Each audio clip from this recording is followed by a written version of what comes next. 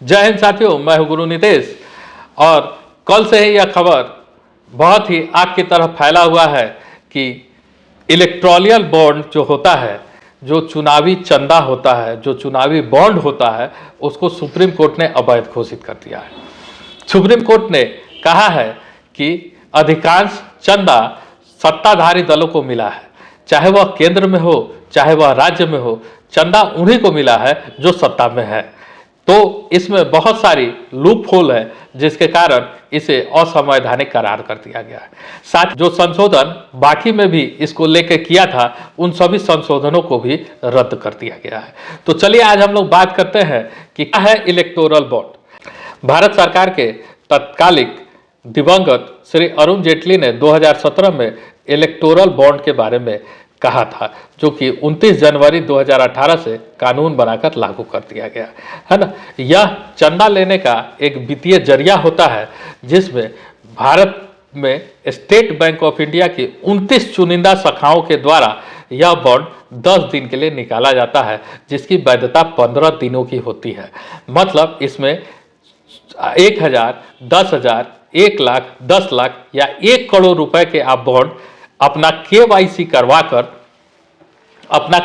करवाकर आप state bank की इन चुनिंदा शाखाओं से उन 10 दिनों के अंदर खरीद सकते हैं, जिस पर आपका नाम नहीं होता है। और आप उस रसीद को ले जाकर किसी भी राजनीतिक दल को दे सकते हैं, जो 15 दिनों के अंदर उसे अपने अकाउंट में जमा कर सकता है।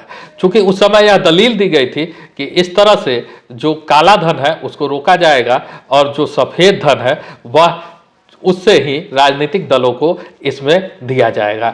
मतलब कि जो भी व्हाइट मनी है, मतलब व्हाइट मनी कहने का मतलब जो भी टैक्सेबल अमाउंट है, चूंकि आप बैंक के द्वारा ट्रांजैक्शन करेंगे तो आप उन्हीं पैसा का ट्रांजैक्शन कर सकते हैं जो टैक्सेबल मनी होता है।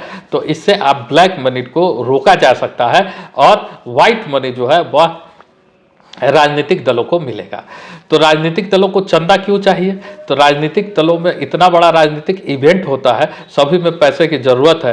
पहले भी लोग चंदा देते थे, लेकिन यह अब एक जरिया हो गया जो व्हाइट मनी लोग देते हैं। चंदा किनको मिलेगा, इस पर चंदा किनको मिलेगा, इसके बारे में भी स्पष्ट कहा गया है कि जो भी जनप्रतिनिधि एक्ट के तहत जो भी राजनीतिक पार्टी पंजीकृत है, जिन्हें पूर्व के लोकसभा और विधानसभा चुनावों में जितना वोट मिला है, कम से कम उसका 1% वोट भी अगर उनको प्राप्त हुआ है, तो वो सभी राजनीतिक पार्टियां इस तरह के चंदा को ले सकते हैं।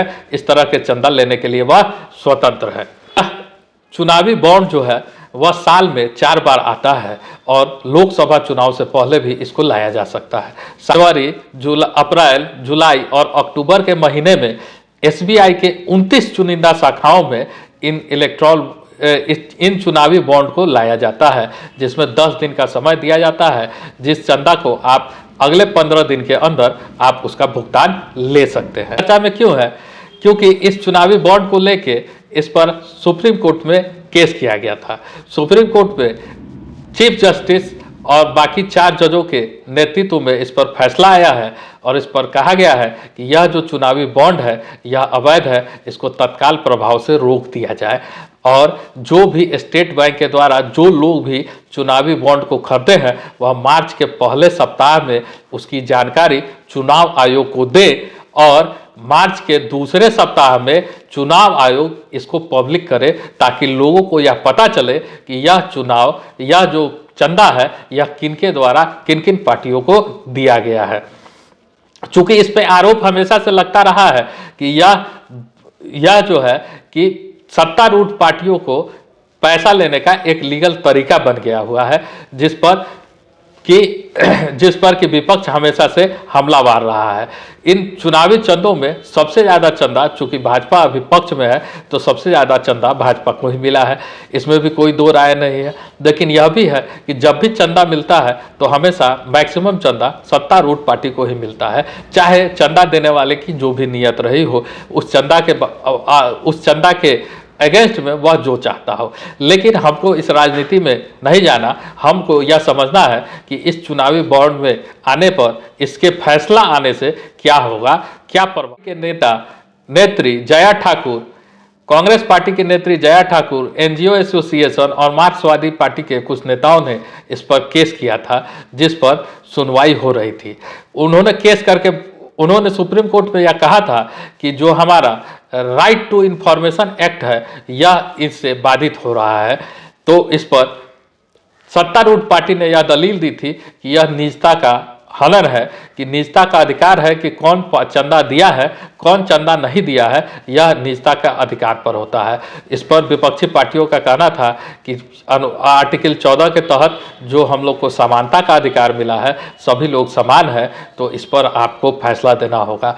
तो आपको जैसा कि पता है एक संविधान पीठ बनी, तो चूड़ के अलावा और भी 4 जजों ने मिलकर इस पर कल शाम को एक फैसला दिया, जिस पर इसे अवैध घोषित कर दिया गया है, जिस पर इसको अवैध करार कर दिया गया। अब क्या होगा? अब जितना भी चुनावी चंदा एसबीआई के माध्यम से 2019 के बाद से अभी तक प्राप्त हुआ है, उन सभी को एसबीआई को चुनाव आयोग को देना होगा और चुनाव आयोग इन सभी को अपने वेबसाइट पे सार्वजनिक करेगा।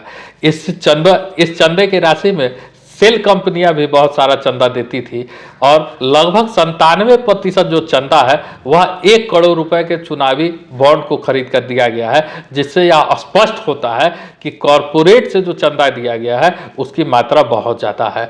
अगर आप इन चुनावी चंदों के बारे में बात करें, भाजपा को पिछले 5 सालों में 6566 करोड़ रुपया चंदे के रूप में मिला है। वहीं कांग्रेस को 1123 करोड़ रुपया चंदा के रूप में मिला है। वहीं तृणमूल कांग्रेस को 1093 करोड़ रुपया चंदा के रूप में मिला है। बीजेपी को 774 करोड़ रुपया चंदा के रूप में मिला है और द्रमुक को 617 करोड़ रुपया चंदा के रूप में मिला है।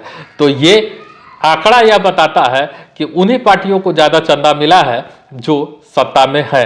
तो सत्ताधारी जो दल है उन्हें हमेशा से चंदा ज़्यादा मिलता है। इसको लेकर कांग्रेस या जो भी विपक्षी पार्टियां हैं यह हमेशा से हल्ला बोलती रही है और इन्हीं को लेकर अब वो बोल रही है कि यह लोकतंत्र की जीत है। चुनाव आयोग ने भी इस पर टिप्पणी की है और चुनाव आयोग ने भी बोला है कि यह पारदर्शिता के लिए बहुत ही जरूरी है और चुनाव आयोग हमेशा पारदर्शिता को बढ़ावा देता है।